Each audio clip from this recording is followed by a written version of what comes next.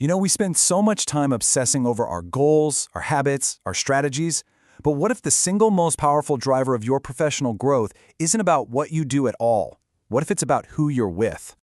Look, this is one of those truths that can be a little uncomfortable, but it's undeniable. The people in our orbit, they literally shape how we think. They're the ones who set the bar for what feels possible. And over time, all those subtle influences, they compound. They become the actual trajectory of our lives. Okay, so let's start with a bit of a reality check. There's this core myth that holds so many of us back, and we need to just dismantle it right now. We all love that story, right? The self-made professional. Totally independent, totally self-driven, just unaffected by anyone else. But here's the reality.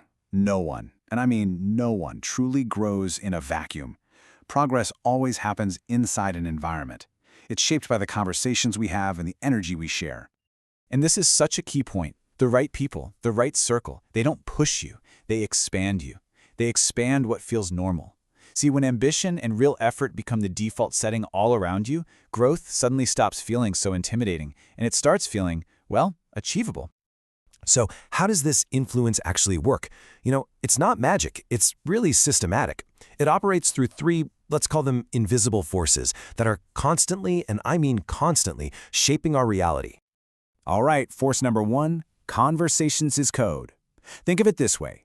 Your external conversations quietly become your internal dialogue. What you hear the most, day in and day out, that's what programs the voice inside your own head. So if your environment is just filled with complaints all the time, guess what? You'll start expecting friction everywhere you go. If it's filled with excuses, you'll find yourself justifying your own delays. That negativity, it becomes your default operating system. But flip that. Imagine being surrounded by people who talk about ideas, not issues, who focus on learning, not their limitations, on taking action, not being stuck in fear.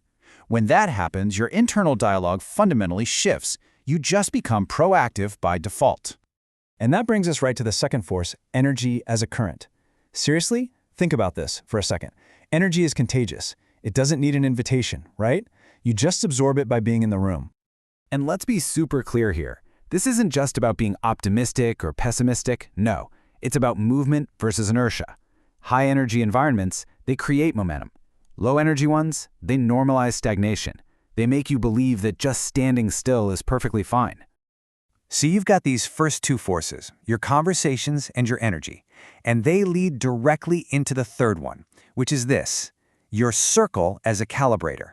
It's simple, really. What you see and hear every single day, that inevitably becomes your baseline for what you consider normal. And this is the whole point. Your circle is constantly, quietly calibrating your expectations of yourself. I mean, if everyone around you is playing it safe, playing small, then your ambition is going to feel excessive, right? But if everyone around you is growing, well, then growth just becomes the standard. Okay, so let's shift gears for a second. I want you to turn this inward now. Let's have a little coaching moment, just you and me. I really want you to let this next one sink in. Comfort is not the same as alignment. So many of our circles are built on history, on comfort. And that's okay, but we have to be honest and recognize that some of those relationships, they were perfect for who you were, but maybe not for who you're becoming. And this requires some real honesty. So I want you to ask yourself, who in my life, whether they mean to or not, keeps me anchored to the very patterns I'm trying so hard to outgrow? And really, it all comes down to this one question. I want you to think about the people you spend the most time with and ask yourself, honestly, is my current circle stretching me, or is it settling me? But look, this isn't just about what you get from your circle. The final, and honestly the most important step, is about what you give back. It's about you becoming the keystone in that arch. Because here's the thing. Your environment doesn't just shape you, you shape it. It's a two-way street. So if you want a stronger circle, if you want to be surrounded by growth and curiosity and value, you have to be someone worth circling. You've got to bring that energy first. So how do you do that? Well, here's a simple framework. Number one, show up with genuine curiosity. Ask great questions. Listen. Number two, bring value without keeping score. Just give.